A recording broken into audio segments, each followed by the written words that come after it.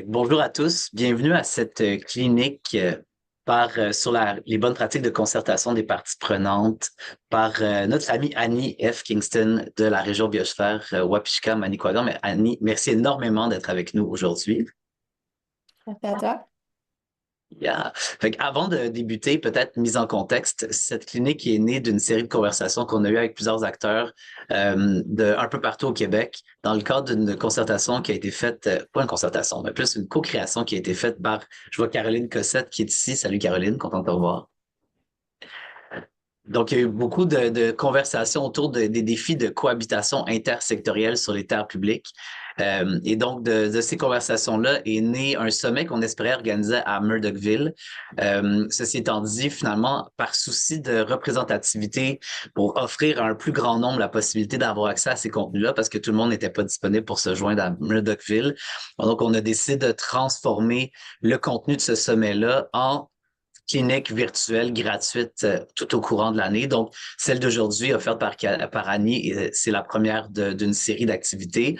On va en avoir une autre le 11 juin sur la collaboration entre les entreprises récréotouristiques et les grands partenaires corporatifs. Il va en avoir d'autres aussi, d'autres ateliers et cliniques. Donc, je vous invite à rester attentif de la programmation des Forces fraîches sur le site web des Forces fraîches au pluriel.ca. Et aussi, j'en profite pour annoncer officiellement la tenue du deuxième sommet des Forces fraîches qui va avoir lieu les 2 et 3 octobre 2025 à Rivière-du-Loup. Donc, pour ceux qui connaissent pas les Forces fraîches, rapidement, c'est une communauté bienveillante pour acteurs de changement à travers le Québec. Notre mission est d'inspirer, outiller, favoriser le maillage pour permettre aux acteurs de changement de pouvoir réaliser les projets d'impact sur lesquels ils travaillent. La communauté a été lancée en 2020, au départ dans le but de mettre en réseau les porteurs de projets qui étaient en migration à travers le Québec. Donc, comme vous le savez, là, il y a eu une importante migration interrégionale pendant la pandémie. Et donc, notre mission, c'était de matcher les porteurs de projets et les organismes de développement socio-économique et culturel des 17 régions du Québec. Et de fil en aiguille, on a réalisé que les participants à nos programmations étaient 50% des représentants de municipalités, de MRC, des fonctionnaires. Et donc, on a réalisé qu'ultimement, ben, le dénominateur commun des personnes qui participent à nos activités, c'est des gens qui voulaient apporter un changement à leur échelle, dans leur communauté. Donc, il y a des entrepreneurs, des porteurs de projets, des représentants d'organismes socio-économiques, culturels, des fonctionnaires, des chercheurs, des artistes, des citoyens engagés. Et donc, vous êtes tous les bienvenus à participer à cette programmation-là qui est offerte pour vous permettre de faire avancer vos projets. Je tiens donc à dire que la programmation du Sommet des Forces fraîches est une co-création. La prochaine étape aura lieu le 8 mai à l'heure du lunch. C'est un atelier d'intelligence collective qui va être animé virtuellement.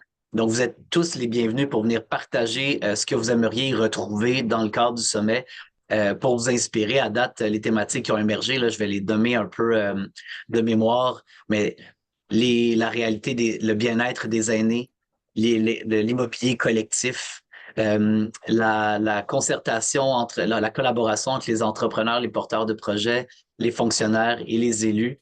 On a donc le vieillissement. On a l'innovation sociale et technologique pour répondre aux défis des communautés. Bref, je vais tout partager ça dans le chat avec le lien vers l'inscription. Et je vous invite fortement à ne pas hésiter à vous joindre à nous pour poursuivre cette conversation-là au niveau du Sommet des Forces fraîches.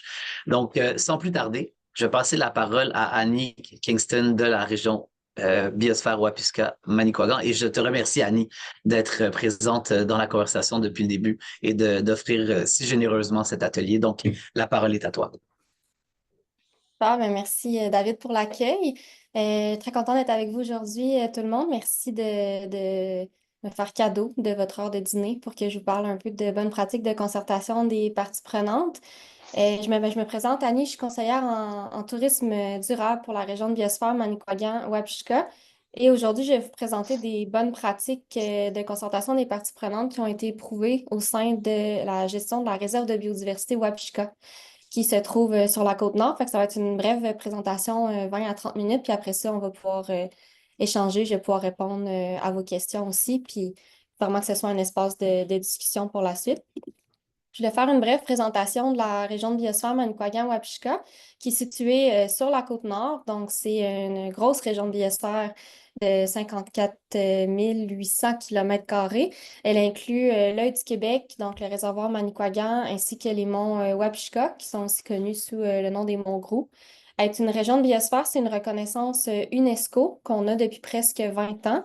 Il y en a 4 au Québec, bientôt 5. On va être 19 au Canada, puis c'est un grand réseau de 750 régions de biosphère à travers le monde. Donc, c'est vraiment une reconnaissance qui se base sur des principes de développement durable, de concertation, d'éducation, un volet scientifique, un volet conservation des milieux naturels.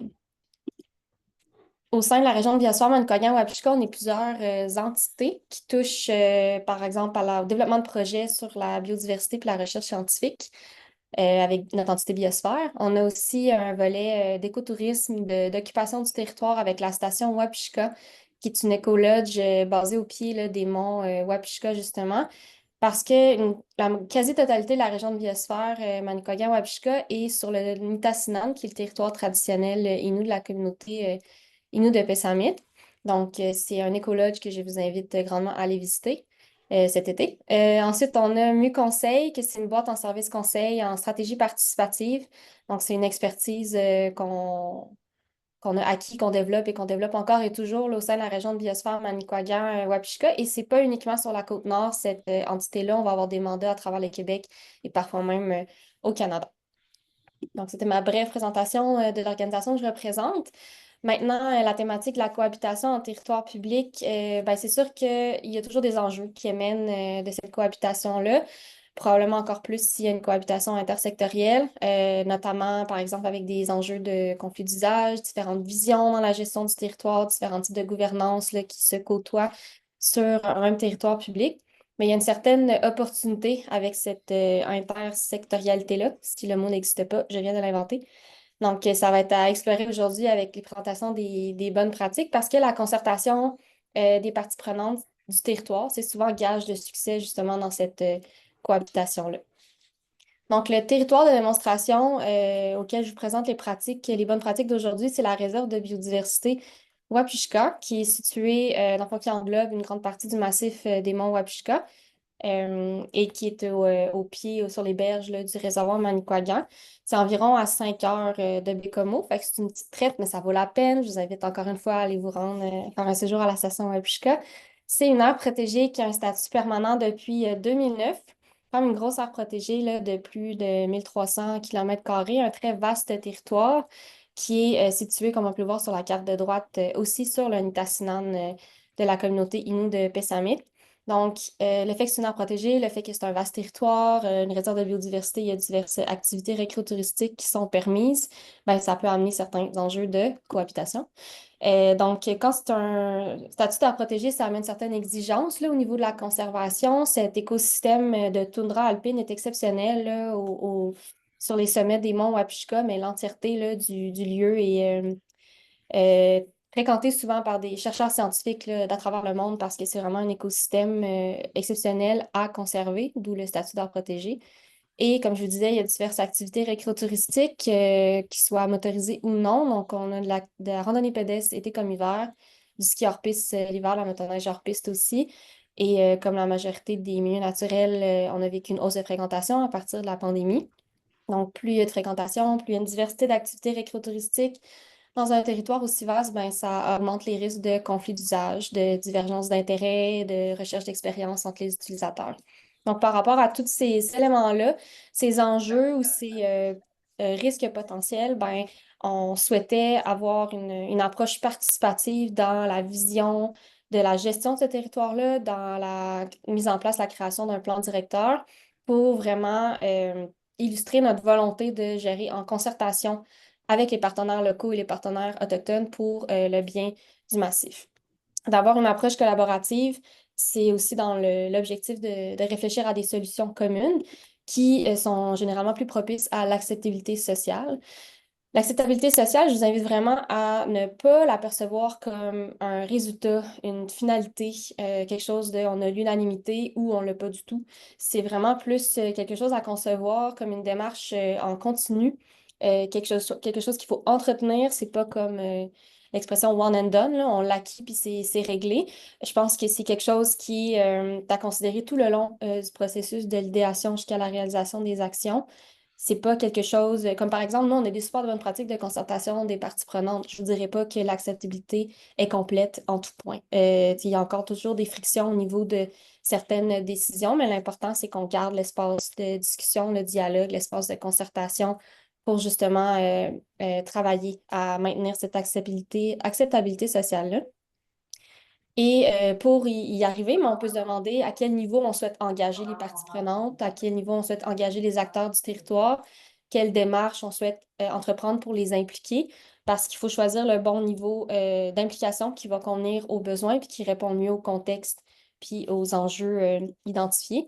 Parce qu'il y a différents types de démarches pour engager justement les parties prenantes. On a la démarche d'information, là, fait que c'est vraiment juste que l'organisation va communiquer des faits, des décisions, des projets aux parties prenantes ou à la population sans attendre de retour. On met au courant, donc on informe.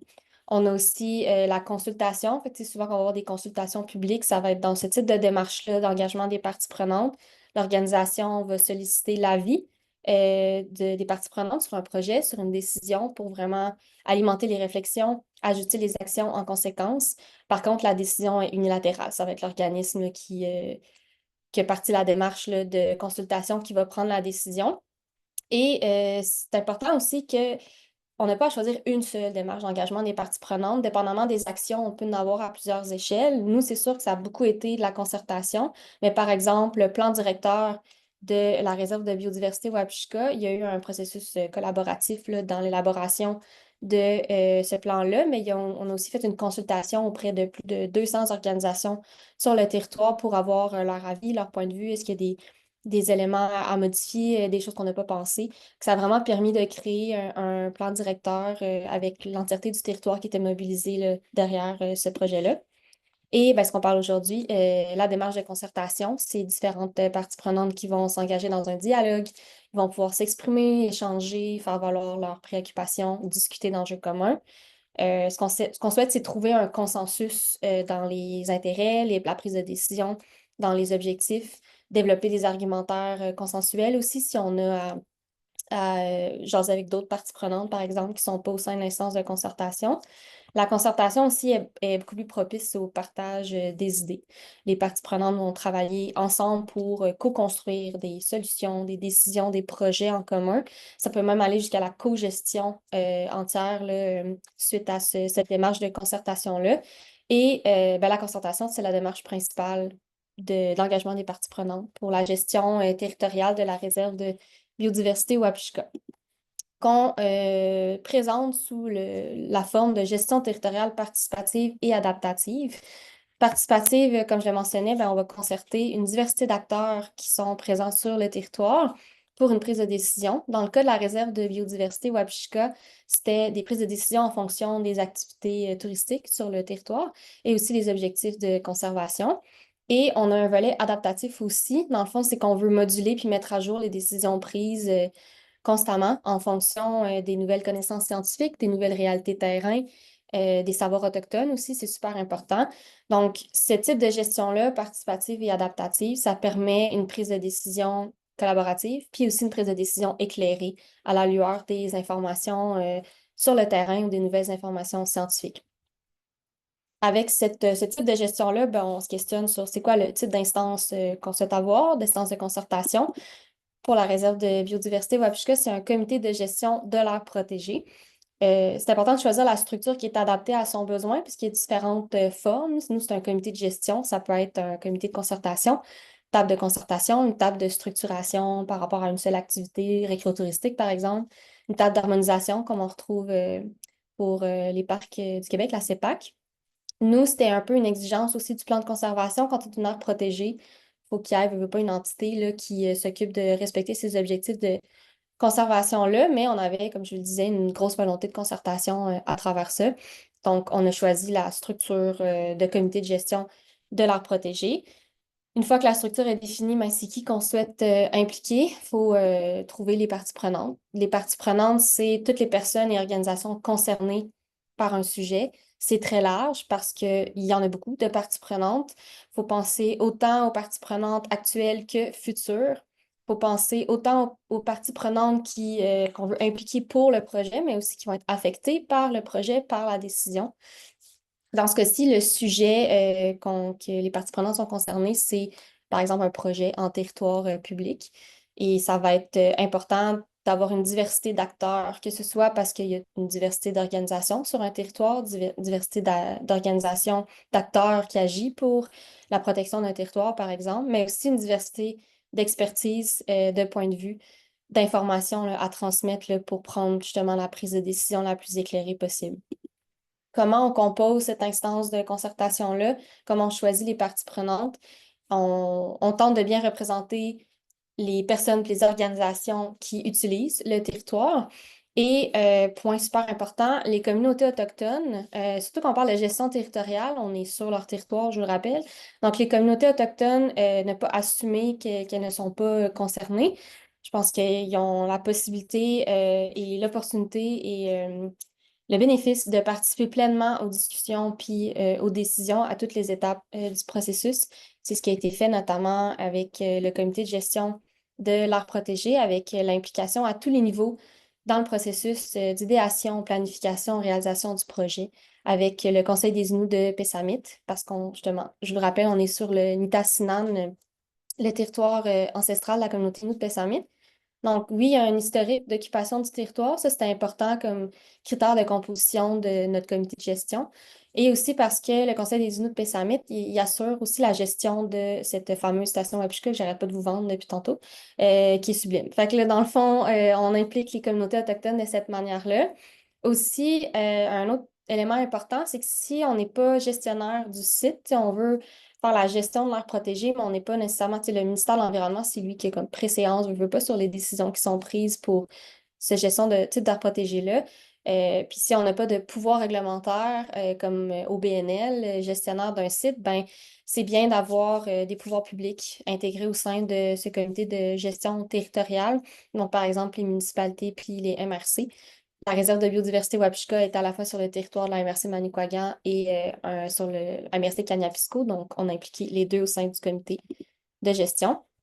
Encore une fois, super important d'avoir une représentativité des principaux groupes d'intérêt. Donc, quand je vous parlais de pas uniquement ceux-là impliqués dans la gestion du territoire, mais aussi affectés par ce qui se passe sur le territoire, ben, c'est les utilisateurs, les utilisatrices du territoire. Donc, dans notre cas, on a l'Association des motoneigistes du Nord et l'Ami des Monts-Groux. L'Association des Amis des Monts-Groux, c'est pour la pratique de la randonnée.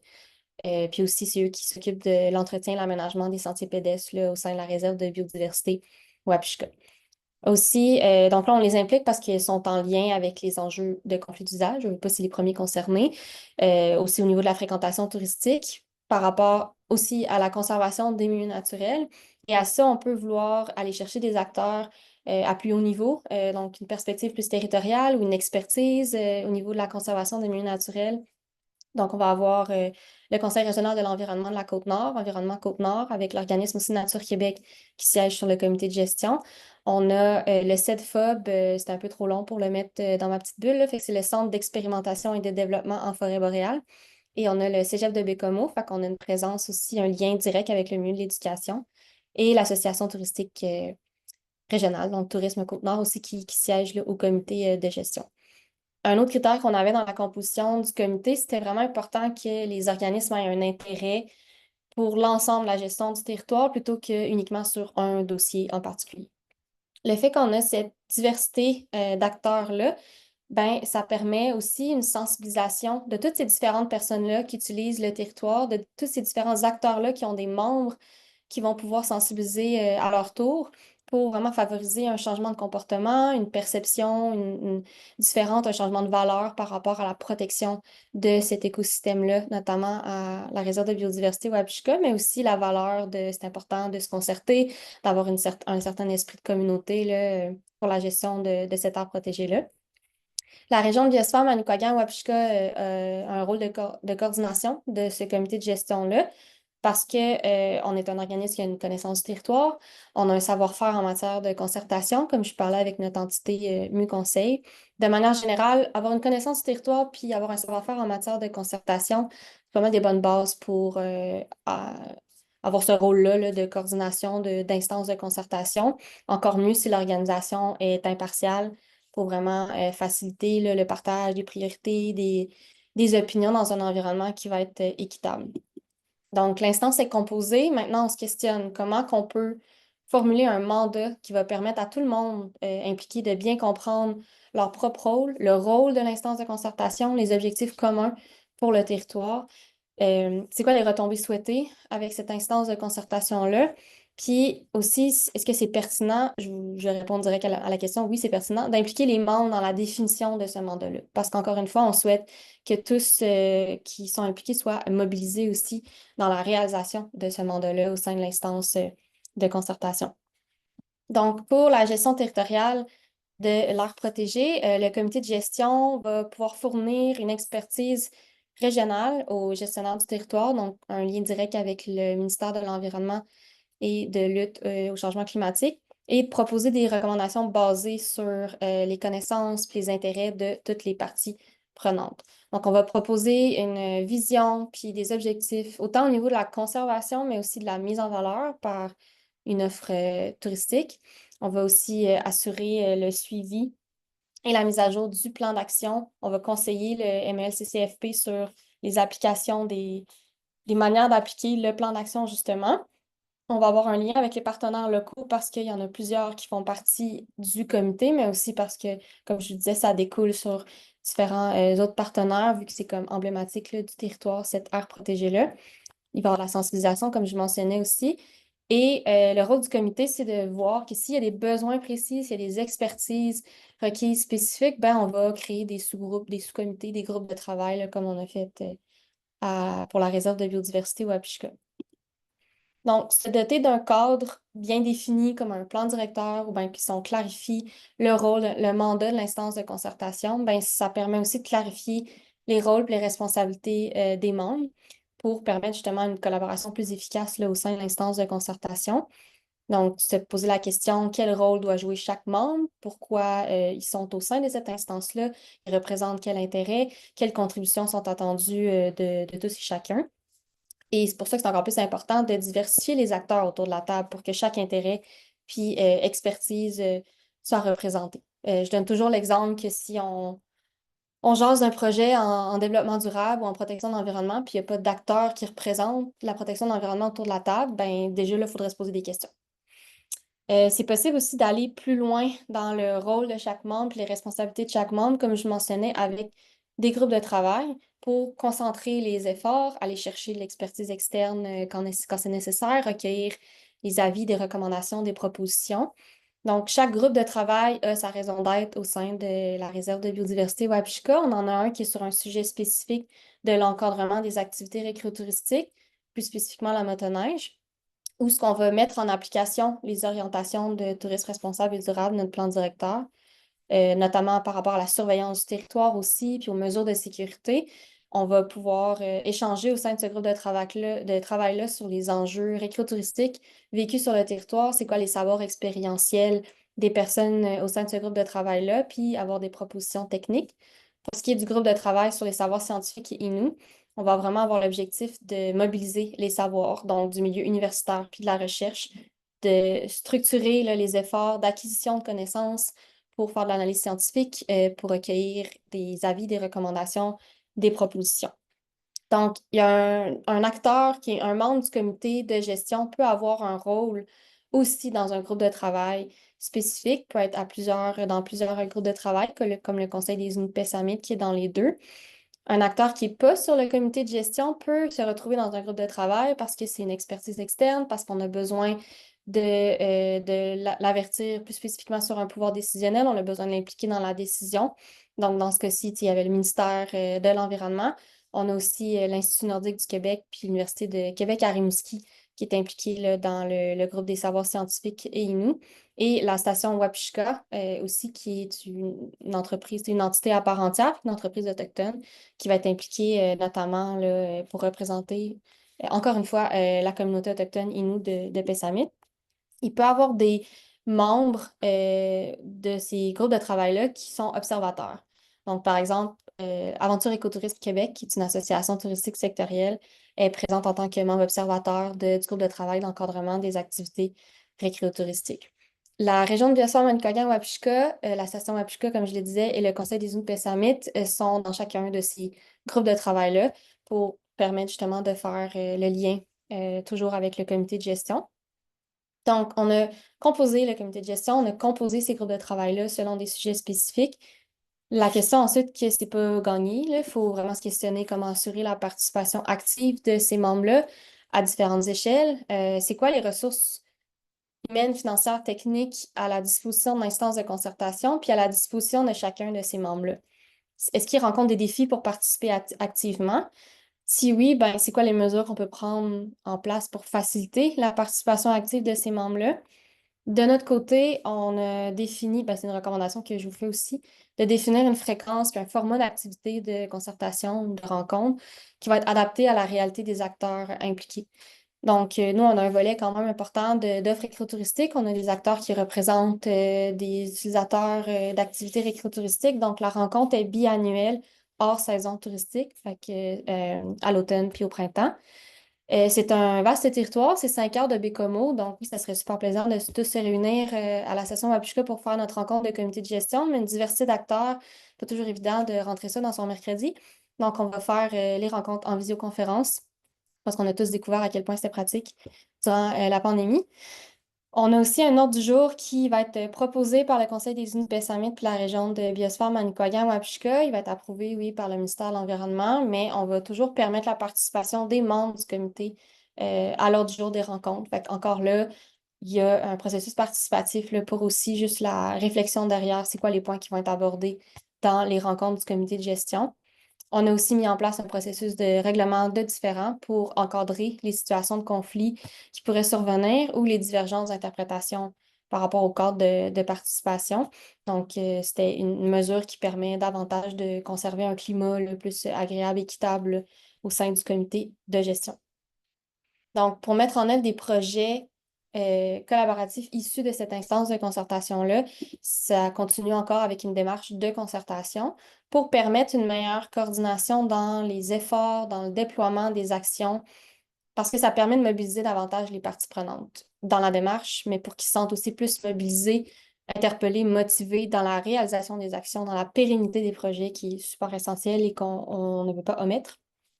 Donc, c'est un élément, encore une fois, à garder en tête tout le long, au même titre que je vous disais que l'acceptabilité des projets, ça s'entretient. La même chose, la mobilisation des parties prenantes, ça s'entretient, ça se conserve, puis on s'adapte pour justement moduler en conséquence. Donc, si on reprend un peu les bases de tirer de l'expérience de la gestion territoriale de la réserve de biodiversité Wapishka, toujours. Une planification claire. Oui, au niveau de la gestion du territoire, on a un plan directeur, un plan d'action, il y avait un plan de conservation qui avait été fait aussi en amont, mais aussi dans la mise en place d'actions sur le territoire pour pas que ça soit des belles orientations, mais que concrètement, là, sur le terrain, on veut agir aussi. Fait que planification claire aussi à même l'instance de concertation, c'est quoi les rôles, c'est quoi le mandat.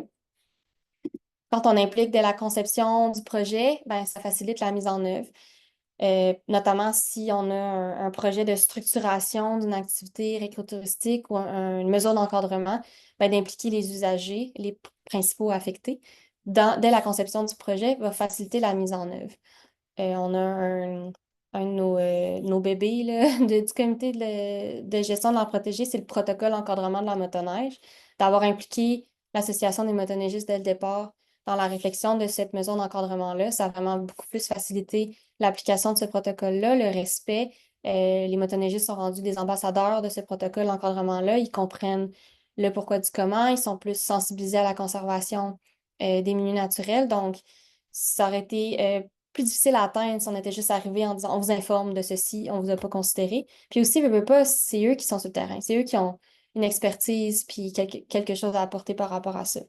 Parlant de gens qui sont sur le terrain ou qui occupent le territoire, les communautés autochtones, c'est pas mal essentiel de considérer leurs préoccupations dans la conception, dans l'application du projet et qu'ils soient intégrés, là, surtout dans la réflexion, bien, surtout dans toutes les étapes, mais comme ne pas sous-estimer l'apport que ces communautés autochtones-là peuvent avoir dans l'idéation de projets, la mise en place sur le terrain. Les savoirs autochtones sont autant précieux que les savoirs scientifiques, les données scientifiques, sinon plus.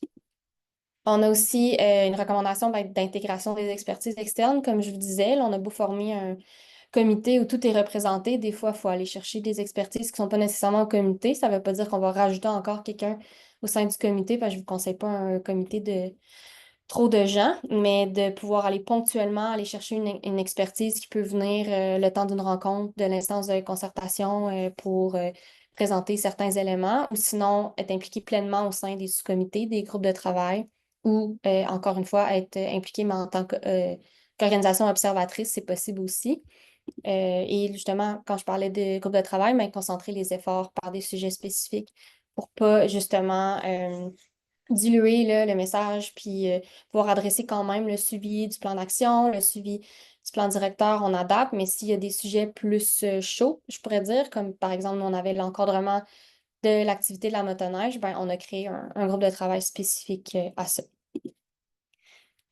Dans le cadre de notre expérience de comité de gestion de l'air protégé, qui a plus de 15 ans, il y a diverses retombées qui ont été observées par rapport à l'encadrement des activités hivernales autorisées. Là, je vous disais qu'il y avait une grosse mobilisation de la part des utilisateurs du territoire, mais ça a aussi permis, ce protocole-là, d'augmenter la sécurité des usagers à la fois pratiquant l'activité motorisée ou non. Donc, limiter là, les conflits d'usage, on ne va jamais les éradiquer complètement, mais veut pas, ça s'est beaucoup amélioré.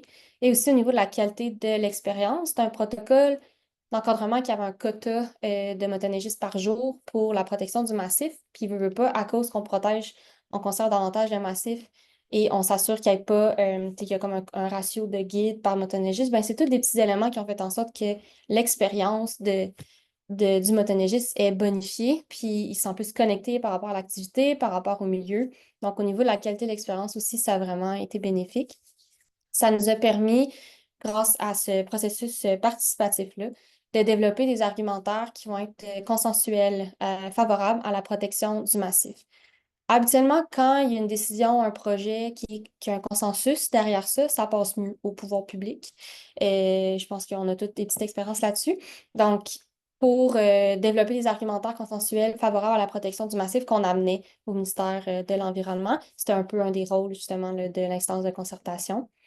Toute cette concertation-là amène une mobilisation, donc il y a vraiment une coordination dans les efforts pour maintenir la qualité des paysages de la réserve de biodiversité Wapishka. Aussi, ce dialogue-là a permis d'avoir une compréhension commune au sein de l'instance de concertation, mais que ça découle aussi sur les différents membres là, des organisations par rapport à la contribution de la recherche scientifique aux orientations du plan directeur, aux actions dans le plan d'action et comment qu'on adapte le tout. La compréhension commune aussi par rapport au savoir autochtone, tout en lien avec la prise de décision éclairée. Fait que ça fait vraiment une sensibilisation, mais aussi qu'on part tout comme sur les mêmes bases avec cette compréhension commune-là. Et comme je le disais, la principale retombée d'un processus concertatif, c'est que ça va permettre de faciliter le développement d'un esprit de communauté, un désir commun de valoriser, de protéger le territoire. Donc, ultimement, cette instance-là a vraiment permis et continue de permettre de répondre à un des objectifs initiaux du pourquoi, du comment qu'on a créé cette instance-là, ben, c'est d'assurer la conservation de ce milieu naturel d'exception-là. C'est tout pour les bonnes pratiques. Si ça vous tente d'aller plus loin, je vous le conseille. On a la vitrine en tourisme responsable et durable en contexte nordique, qui est un projet auquel j'ai collaboré, qui s'est terminé le mois passé, mais ça a été sur 3 ans. Donc, on a énormément de contenus qui ont été produits, tous encore disponibles sur le site web. À la fin de la présentation, je vous mettrai le lien là, dans le clavardage. Donc, on a différentes thématiques, oui, qui touchent la concertation avec les partenaires locaux et autochtones, mais aussi au niveau de la conservation, au niveau des mesures d'encadrement des activités récréotouristiques, des mesures de mobilisation, sensibilisation des visiteurs puis des touristes. Donc, on a un webinaire, fiches thématiques, outils, capsules vidéo, tous accessibles et tous très bien faits sur le site web de la vitrine. Et il y a d'ailleurs l'outil de la thématique 1, l'outil de la thématique de concertation, qui présente des pistes de réflexion pour favoriser puis faciliter la concertation des partenaires locaux autochtones dans un processus de gestion territoriale. Un peu comme une checklist de comme avez-vous pensé à tout pour vraiment vous permettre de mieux vous enligner là, dans un processus, une démarche de concertation là, pour la gestion territoriale. On a aussi Mieux Conseil. Quand je parlais d'expertise là, en concertation ou en stratégie participative, ben, c'est une entité de la région de Biosphère Manicouagan. Donc, on offre des services conseils en stratégie participative. Je vous invite à aller jeter un coup d'œil aussi. Et ben, je laisse mon courriel si ça vous tente de jaser davantage. Pas de problème à me contacter. Et de toute façon, je reste avec vous là, pour répondre à vos questions. Merci pour votre écoute. Merci énormément, Annie. C'était fort intéressant. On a déjà des questions dans le chat. Pour les autres, ceux qui voudraient poursuivre la conversation, je vous invite à lever votre main virtuelle ou poser les questions dans le chat pour les introvertis. Ça va nous faire plaisir de traduire ça vocalement. Fait que, il y a des gens ici qui demandent question dans les parties prenantes. Distinguez-vous les porteurs d'intérêt, exemple les entreprises, des autres que vous avez nommés? Distinguez-vous les porteurs. Excuse-moi, j'ai pas compris. Les porteurs d'intérêt, exemple les entreprises, des autres que vous avez nommés. Je peux Euh, préciser la question, c'est pas Oui, clair. n'hésitez pas. Par exemple, dans l'Ouest, là, dans un projet précis sur la côte Ouest, tout ce qu'ils identifient comme étant des porteurs d'intérêt, on va dire, mettons qu'on résume ça aux gens qui ont un intérêt lucratif, bien, ils ne vont pas les inclure dans la gouvernance, mais ils vont les consulter. Puis, dans le fond, tu as bien répondu à la question parce que tu as mentionné que ça les décrit comme des porteurs d'intérêt, qu'il y a des gens qui sont là comme observateurs. Donc, j'imagine qu'ils peuvent s'exprimer, mais ils ne sont pas sur le même pied en termes d'implication étroite dans la gouvernance que les communautés autochtones, les MRC, etc. Oui. Puis, par exemple, si ce type de partie prenante-là peut s'exprimer quand on a une action un peu comme de consultation, qu'on a fait la consultation pour le plan directeur. C'était 200 organisations de tout type là, qui ont pu participer, donner leur avis et tout ça. Fait que ça a été un moyen de les rejoindre sans nécessairement créer un giga comité de gestion puis les impliquer à tout le même niveau. Fait que des fois, c'est juste une question on catégorise les différentes parties prenantes puis on définit quel type d'engagement on veut pour chacune des parties prenantes pour justement faire un tout puis répondre aux besoins le plus possible. Merci. Donc, Valérie, est-ce que les gens dans les groupes de travail sont payés pour leur participation ou c'est bénévole? Nous avons des enjeux sur l'implication de quelques parties prenantes dans nos groupes de travail. Ben justement, c'était un des éléments pour assurer la participation active. Là, je mentionnais, il faut se questionner c'est quoi les ressources humaines, financières de ces différentes entités-là, parce que s'il y a des enjeux puis qu'il faut que ce soit bénévole ou quoi que ce soit, ben on va peut-être pas dire hey, on va faire une rencontre à chaque semaine. Tu sais, je pense qu'il faut s'adapter aussi aux différentes réalités, aux différentes disponibilités là, d'implication. Nous, on n'a pas de on donne pas un salaire là, aux personnes qui participent. C'est comme pour le bien commun au final de la réserve de biodiversité Wapishka. Puis c'est probablement pour ça aussi qu'on n'est pas allé à fond avec une rencontre à chaque mois, puis qu'on s'adapte selon les besoins et les ressources là, des personnes impliquées au sein du comité. Si je les demande quel type d'entité le comité de gestion est-il? Est-ce une OBNL, une coopérative? C'est pas une entité à part entière. Dans le fond, c'est vraiment une instance de concertation. Ça va pas nécessairement être une création d'une nouvelle entité. C'est un regroupement de plusieurs entités ou organisations.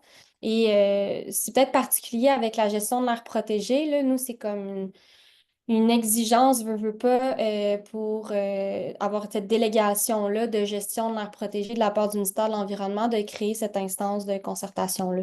Mais il n'y a pas un titre, on ne s'est pas créé une nouvelle entreprise d'économie sociale. Là, c'est peut-être qu'il y a une particularité justement par rapport à notre réalité de on est une aire protégée, puis on a une délégation de gestion là, de la part du ministère de l'Environnement. Mais dans d'autres situations, ça peut comme créer une nouvelle entité.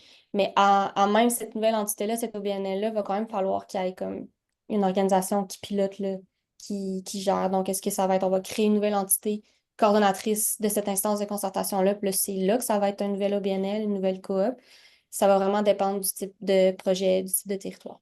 Mais chez vous, c'est Est-ce qui qui qui est... s'occupe? Excuse-moi, j'arrive pas à trouver la Vas-y, montre, je Julie, suis désolée. c'est Euh, ton terrain de jeu, vas-y. je me demandais, donc le comité de gestion, il relève de qui pour aller, mettons, chercher des fonds une fois que vous faites des projets, il doit avoir une entité quelconque de gouvernance autre que le comité de gestion, je sais pas, Ben, en fait, là aussi, c'est quelque chose à définir au sein des membres d'un comité de les contributions vont être à quelle échelle. On ne peut pas dire, OK, on veut une contribution exacte de toutes les personnes membres du comité, on veut toutes qu'ils nous donnent, mettons, le même montant que ça. Fait qu'il faut s'adapter là aussi au niveau des réalités. Les contributions n'étaient pas nécessairement les mêmes aussi à chaque année parce qu'on a toutes des réalités différentes. Encore une fois, dans ce cas-ci, il faut que dans le budget de l'entité, mais aussi de chaque personne membre du comité, réfléchissent à comme, OK, ben nous, on va mettre ce montant-là de côté pour la réalisation d'actions parce que là, on lance des idées d'action, on dit, ah oui, on va participer, mais il faut planifier aussi dans notre propre budget à nous, une part pour la réalisation des activités ou juste de pouvoir participer à ce comité-là tout court parce que veut pas, si c'est pas bénévole, ben, par exemple, tu sais, Tourisme Côte-Nord, tu sais, l'ATR va avoir comme des fonds pour s'assurer que les personnes qui vont participer au comité, ça ne va pas être bénévole, ils vont représenter l'organisation, donc ils vont être payés pendant ce temps-là. Fait que si chaque membre du comité doivent planifier ça aussi euh, eux-mêmes dans leurs affaires. Puis, étant donné que, par exemple, on a la station Apishka, qui est comme une entreprise autochtone, tu sais, à part entière. Donc, s'il y a certaines activités qui vont être définies, puis, veux pas, c'est un peu le camp de base pour tout ce qui est les groupes de motoneige, des gardiens territoriaux, dans le fond, qui font la surveillance du territoire. C'est un peu le camp de base pour ça. Fait que dans sa réflexion, il va falloir que dans sa propre planification budgétaire, intègre ces éléments-là, mais le comité de gestion va pouvoir orienter aussi certains éléments, puis pouvoir déterminer comme qui c'est qui peut offrir des ressources, pas nécessairement financières, mais comme matériel, quel type de collaboration peuvent être faites pour alléger la charge, pour pas que ça retombe uniquement sur une seule entité, une seule organisation. Question de clarifier, là, Annie. Région biosphère Wapishka, Manicouagan, Wapishka est une OBNL Oui, avec un conseil d'administration. oui. Et là, ce dont on parle, tu sais, qui est le comité, tu sais, de concertation, par exemple, c'est un comité, mais c'est pas un outil administratif de l'OBNL. Je fais juste, il y a comme deux objectifs dans la concertation. Tu sais, l'élément de concertation, c'est pas l'outil administratif de la gestion de l'organisme à but non lucratif, c'est un autre objet qui est un comité ad hoc, n'est-ce pas? Ben, parce que la région de Biosphère-Manicouagan-Wapishka, c'est une région de biosphère. Tu sais, la réserve de biodiversité, c'est un petit bout là, de toute cette région de biosphère-là. Oui, dans notre entité, par exemple, Biosphère, on va avoir des projets sur le terrain de la réserve de biodiversité, mais on n'est pas uniquement tout notre temps, on met dans le comité de gestion, ça va être comme fait partie de nos sous-activités de coordination. Fait que l'OBNL, c'est oui, région de biosphère, mais comme il va y avoir le Conseil des Inuits-Pessamètres, il va y avoir l'ATR Tourisme Côte-Nord, c'est qu'on a toutes des entités, des OBNL, des entreprises, bref, externes qui vont se joindre au sein de ce comité-là, comme une table d'harmonisation. J'ai déjà siégé au sein d'une table d'harmonisation des parcs de la CEPAC, puis on représentait différentes organisations, mais c'était notre propre organisme qui payait notre présence là, à cette table d'harmonisation-là, puis l'organisme qui organisait la CEPAC, qui organisait cette table d'harmonisation-là, repartait avec nos idées, etc., puis des fois pouvait nous interpeller s'il y avait des actions là, à entreprendre spécifiquement. Fait que c'est une instance de concertation qui s'est créée, mais ça n'a pas été comme la coop des tables d'harmonisation de la CEPAC, là. C'est vraiment juste qu'on est plusieurs organisations qu'on s'assied autour de la même table, puis on essaie de faire la gestion territoriale durable ensemble. Annie. Manon, à vous. Oui, ben, je voyais que justement pour représenter certains secteurs, des fois, il y avait plusieurs joueurs pour représenter le même secteur. Je me demandais au niveau du processus, au niveau du poids finalement que ça pouvait donner des fois à plus de certains secteurs qui vont avoir plus de joueurs, comment vous faisiez ça, comment c'était géré, ouais. Oui, c'est ça. Ben, encore une fois, c'est à définir dans le cadre défini qui détermine est-ce qu'il y a des joueurs qui vont avoir plus de poids, mais tu sais, il faut que ça se définisse collectivement. Je pense que c'est beau, là, tous les membres, mais est-ce qu'ils vont être tout le temps présents? C'est une autre histoire. Fait que là, des fois, par exemple, on peut avoir un comité que le tourisme n'est juste pas du tout représenté parce qu'il n'était pas disponible à ce moment-là. Fait que, tu sais, ça aussi, c'est quelque chose à prendre en compte que c'est ça relève un peu du miracle des fois quand tout le monde est tout le temps présent, puis surtout le type de rencontre qu'on fait. Fait que je pense que ça, c'est à clarifier dans le cadre bien défini. Comme par exemple, est-ce qu'on souhaite donner un vote plus important pour l'organisme qui coordonne? Parce que veux pas, si par exemple, c'est un parc régional qui dit ben les décisions qu'on prend, ça va affecter littéralement mes opérations. Fait que moi, j'aimerais savoir peut-être un vote qui vaut pour plus parce que, tu sais, oui, j'organise puis je coordonne. Mais là, c'est là qu'il faut vraiment bien définir parce que, tu sais, je parlais que l'organisme qui coordonne, c'est préférable qu'elle soit impartiale. Fait que, tu sais, des fois, ça peut être complexe, là, ce type de clarification de c'est quoi les rôles, c'est quoi le poids que chaque organisation a. Puis c'est pour ça qu'il n'y a pas de copier-coller de voici la recette miracle. J'aurais aimé ça, ça aurait été super un beau cadeau pour vous ce midi. Mais je pense qu'il faut vraiment adapter là, aux différentes réalités constamment. Puis je pense que c'est bien que là, on a l'espace pour comme s'en jaser. Puis s'il y en a qui ont des témoignages à offrir pour ce genre d'expérience-là, d'instances de concertation qui ont été créées, qui varient de ce que j'ai présenté, ben c'est le moment de nous en faire part. Oui, d'ailleurs, si vous avez un cas concret que vous aimeriez bouncer avec Annie, n'hésitez pas. Il reste 11 minutes et la place est à vous. Donc, n'hésitez surtout pas. Il n'y a pas de questions dans le chat. Est-ce que quelqu'un d'autre aurait une question, réflexion, commentaire à partager? Anne, à vous. J'ai une petite question, en fait, concernant le processus de règlement des différends. C'est comme la première fois que j'entends ça, puis je me demandais un petit peu comment ça se construit, qu'est-ce que ça contient, puis est-ce que c'est rédigé par les parties prenantes du comité? Comment ça s'est passé de votre côté? Oui, je te sors les détails. Je pense que justement dans le setup de la vitrine, tu vas avoir des fiches qui vont OK. aller comme vraiment plus dans le détail. Mais là, je pense que j'ai les infos proches. Ben, la résolution différente, les infos que j'ai devant moi vite vite parce que j'avais skippé cette diapo-là, mais je pense que c'est, tu sais, on va avoir une procédure de résolution qui va être mise dans s'il y a un différent. Une procédure de résolution qui va être mise dans un délai de 10 jours. Si ce n'est pas résolu après 30 jours, on nomme une médiatrice ou un médiateur externe qui va partager la décision finale avec le comité. Encore là, ça va, tu sais, ça peut être une procédure que comme on décide d'adapter parce que ça fonctionne moins ou que c'est pas adapté à la réalité de notre instance de concertation ou les membres qui en font partie. Je pense qu'il y a un peu plus de détails sur ça dans les fiches qui vont être disponibles sur le site web de la vitrine.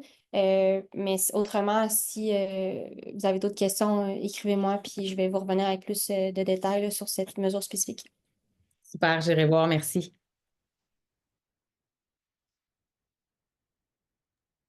Est-ce que quelqu'un d'autre aurait une autre question, réflexion, en gardant en tête que ce qui est important pour vous, l'est assurément pour d'autres personnes ici. Donc, si vous avez le courage de partager vos questions, vous allez assurément aider 10 personnes ici qui n'osent pas le demander. Donc, n'hésitez surtout pas. Ça peut être dans le chat ou ça peut être en levant la main. Ça peut être S'il n'y a aussi pas de pour questions. partager une expérience de comme j'ai déjà pas été coordonnateur d'un comité de concertation, mais j'ai déjà siégé au sein d'un comité de concertation. J'avais vécu ça de même. C'était différent. Mhm. Cette expérience-là avait été exceptionnelle. J'ai envie d'en parler maintenant. Julie, je vois que tu as ouvert ton micro. Vous en parler? Ben, nous, on a formé un groupe de travail justement en vue de créer une aire protégée. On est rendu à une étape où on va déposer notre projet bientôt, mais on se demande, c'est ça, c'est pour ça que j'avais des questions sur la gouvernance parce que il y a pas, nous, c'est ça, c'est qu'on est comme, c'est un territoire qui est non structuré. On n'a pas d'association comme chez vous où, mettons, on a un club de motoneige, mais c'est pas eux qui ont des intérêts les plus grands dans notre territoire. Fait que il n'y a pas beaucoup de structure. Fait qu'on se demande comment on va amener notre groupe de travail qui a super bien collaboré parce que tu disais, ça tient un peu du miracle que tout le monde participe, mais nous, ça a fait ça depuis un an. En tout cas, on a une vingtaine de personnes qui se mobilisent puis qui viennent. Fait qu'on se demande quelle sorte d'étapes on pourrait franchir après pour continuer l'implication, garder les gens actifs dans le processus. On a notre deuxième rencontre publique en juin. Fait que c'est ça, on est en réflexion. On vise peut-être une aire protégée d'utilisation durable. Notre territoire est plus petit, mais on a beaucoup de monde à Metz. Fait qu'on est des ostréiculteurs, des chasseurs, des randonneurs, des motoneigistes, des quadistes. Fait que, tu sais, on a beaucoup. Fait que c'est ça. Fait que c'était pour ça que j'essayais de voir comment ça fonctionnait chez vous. Mais là, je vois que c'est plusieurs organismes qui se mettent ensemble Oui, c'est pour ça. la Puis, tu gestion du sais, territoire, puis que la réserve de biosphère qui chapeaute le tout ouais. Ça aide administrativement. d'avoir une région de biosphère dans sa cour, mais je veux pas non plus que ce soit ah, ça aide pas ça, bonne chance. C'est pas non plus ça nécessairement. Il y a différents types d'organisations là, qui ont un savoir-faire en concertation, qui ne sont pas nécessairement une région de biosphère. Des fois, ça peut être intégré au sein d'une organisation qui a aussi d'autres expertises comme en environnement. Des fois, il y a certains organismes de conservation aussi, ceux qui connaissent du monde ou qui peuvent avoir ce rôle-là, surtout quand on parle de comme cette concertation-là va mener à la protection d'un territoire d'exception, puis on veut vraiment que ce soit bien fait.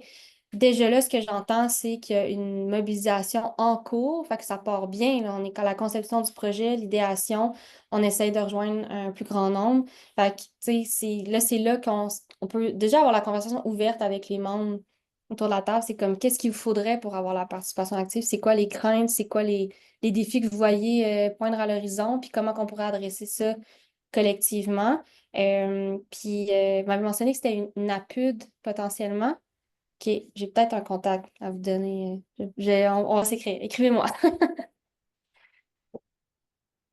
Merci Merci. beaucoup pour cette interaction. Il nous resterait encore le temps d'une interaction. OK, il y a une question ici. De quelle façon vous communiquez les avancées de votre comité de gestion au groupe de travail au reste des acteurs qui n'y siègent pas nécessairement?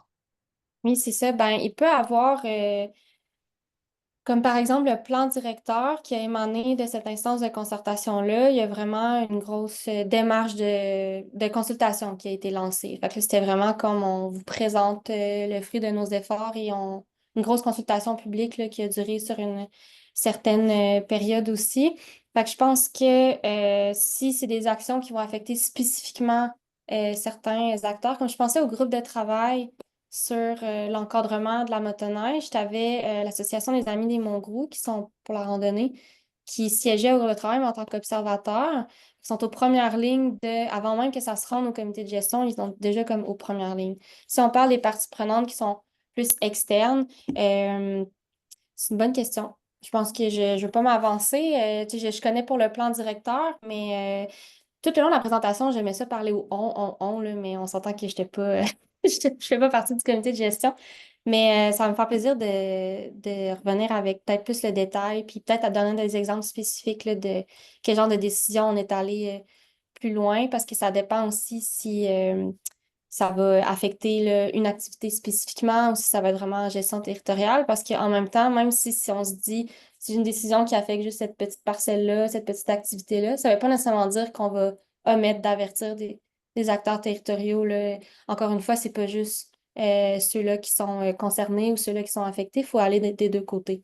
Euh, Fait que je vais réfléchir, je vais revenir avec l'information, puis je sais pas si ça peut être dans un courriel à tous les participants, David, après, là, pour que C'est faisable, l'information on soit. pourrait faire un recap. Comment est-ce que les gens vont avoir accès à la présentation? Est-ce qu'on va pouvoir partager la présentation? Oui, oui, c'est sûr, c'est sûr. J'ai oublié de le dire, Super. inquiétez-vous pas. Mais dans ce courriel-là, on fera ça. Dernière question peut-être de Pavel là, qui nous dit, j'ai noté, Annie, que tu disais qu'il ne faut pas présumer qu'un élément ne sera pas pertinent pour les communautés autochtones ou qu'elles ne seront pas disponibles. Mais reste qu'il n'est pas toujours possible de les intégrer, notamment au début, lorsque les relations sont embryonnaires. Comment la démarche gère-t-elle la différence de vitesse de croisière des différentes parties prenantes et la difficulté associée à les intégrer? Hmm. C'est une excellente question qui revient souvent quand on parle de collaboration avec les communautés autochtones. Euh, À ça, j'ai envie d'amener une piste de réflexion. C'est comme si on aimerait ça que les communautés autochtones s'ajustent à notre rythme, puis au rythme de toutes les autres parties prenantes. Mais là, on faudrait se questionner comme on a peut-être de quoi apprendre sur le rythme aussi. Puis je pense que tisser des liens, ça sera pas j'envoie un courriel, je mets quelqu'un en CC, puis c'est réglé. Je pense que de remettre en question aussi le genre de lien qu'on tisse, surtout qu'on veut créer des projets collectifs, des projets qui les concernent parce que c'est sur leur territoire. Il faut essayer de remettre en question la forme de contact qu'on a, la forme de premier contact. il y a des acteurs qui peuvent davantage accompagner à ce sujet-là, comme si par exemple il y a un volet comme touristique, ben Tourisme autochtone Québec d'ailleurs créé un guide à Shoukan qui s'appelle sur les réalités touristiques, là, puis le volet concertation d'implication des communautés autochtones. Il y a d'autres acteurs aussi à ce niveau-là qui peuvent vous aider parce que moi, je peux juste me baser sur l'expérience qu'on a eue, nous. C'est un travail de longue haleine qui a mené à ça. C'est pas l'idée qu'on a eu un comité de concertation, on va écrire un courriel au Conseil des Inuits-Pessamit. Ils ont été impliqués aussi dans la région, dans l'idéation de comme le statut de région de biosphère. Fait que ça datait de longtemps. Et il y a un immense historique d'occupation du territoire au sein de ce barrage, les rivières qui mènent au barrage. Il y a un podcast à ce sujet qui s'appelle Sous les barrages, si ça vous tente d'en savoir plus. Donc, je pense que il n'y a pas de recette miracle. C'est tough, hein? C'est pas juste de faire dire ça, mais il n'y a pas de recette miracle pour faites cette marche à suivre et n'importe quelle communauté autochtone va se joindre à vous. Je pense qu'un rappel sur le rythme puis sur le fait que justement, envoyer des courriels puis des CC, ce n'est pas tisser du lien. Il C'est y a ça. rien d'autre que du temps Oui, pour tisser des exactement. liens. Ben, la notion de temps, en fait, est très colonialiste de base. Fait que je pense que c'est à se questionner là-dessus. Puis il y a des acteurs qui peuvent vous aider parce que souvent, tu sais, on va dire c'est important d'impliquer les communautés autochtones. Puis je vais pas arrêter de le répéter durant la présentation. Mais comme, OK, ben, on veut le faire, mais comme comment bien le faire, comment t'es pas tombé dans des pièges, comment s'assurer de. Puis il n'y a pas de comme marche à suivre miracle. Je pense qu'il y a des organisations qui sont beaucoup mieux placées que moi pour vous accompagner là-dedans, pour tisser les bons liens, pour créer, tu sais, un premier contact. Déjà, juste comme se familiariser avec la culture autochtone du territoire en question. C'est déjà comme une bonne base que je vous recommande de faire. Vous allez en apprendre tout plein. Mais je pense que c'est ça, on peut pas brusquer ce genre de contact-là. Puis je pense qu'on a beaucoup à apprendre du genre de contact qu'il faudrait comme entretenir avec les communautés autochtones. Le lien est très fort avec le Conseil des Inuits-Pessamit. Les collaborations sont fortes, puis il y a vraiment un respect là, des deux côtés là, qui s'est créé. Ça s'est pas fait en un courriel, ça s'est pas fait en Hey, tu t'attends, tu fais partie du comité, ok, merci. Tu sais, je pense que c'est un travail de longue haleine. Fait on peut pas brusquer ça. Puis je pense que c'est important de se le dire, de se l'admettre, on peut pas brusquer ça. À ça peuvent s'ajouter d'autres réflexions de comme ah ben OK, mais là on a des dates limites pour les subventions puis tout ça. Fait que là, oui, c'est complexe, là, mais je pense que justement, il y a des acteurs chapeaux qui peuvent faire le lien, qui sont plus proches là, de ces communautés autochtones-là. Ou des fois, il y a des centres d'amitié autochtones. Tu sais, vous commencez déjà par aller visiter le centre d'amitié autochtone où vous résidez. Ça peut déjà faire un premier pas, mais c'est ça. Tourisme autochtone Québec, par exemple, c'est des projets d'instituts touristiques. Euh, j'ai vu que je pense que la personne a quitté pour l'Institut des Premières Nations, là, en tout cas IDD, QPL, le lendemain aussi. Ça aussi, ça peut être un bon contact. Puis il y a des entités qui servent à tisser le lien aussi. Là, je pense que l'Institut Ashukan là, peut faire le lien par rapport à ça aussi. La SNAP aussi, un bon exemple. Ben, IDD, Annie QPL, Kingston, QL. il est 1 heure. Je pense que c'est l'idée. Merci énormément de ce temps. C'était très généreux. Merci à ton organisation de t'avoir délégué aussi. C'est très, très apprécié. Donc, la région biosphère Manicouagan, Wapchika. Donc, à tous, on vous remercie de votre présence. J'espère que vous avez retiré des perles de sagesse là, de la présentation. Évidemment, là, vous pouvez rejoindre Annie dans les courriels que j'ai envoyés. Son courriel est en CC. Pour tous les autres qui voulaient savoir c'est quoi les prochaines activités des Forces fraîches, je vous invite à aller faire un tour sur le site des Forces fraîches dans l'onglet événements. Et pour ceux qui voudraient co-créer avec nous la programmation du sommet du 2-3 octobre, donc le 8 mai midi, on vous donne rendez-vous. Tous les détails sont dans l'onglet événements donc, du site des Forces fraîches. Annie, une dernière fois, merci énormément d'avoir pris le Merci. temps ce midi. Bonjour tout le monde.